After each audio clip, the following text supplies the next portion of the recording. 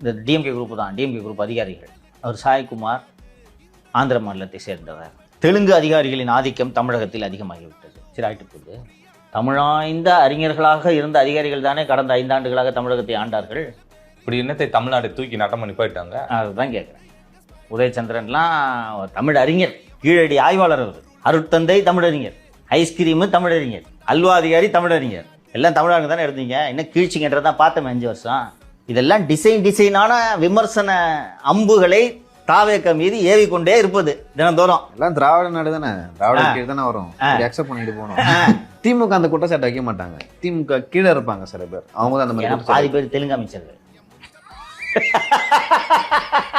எப்படி வப்ப நீ?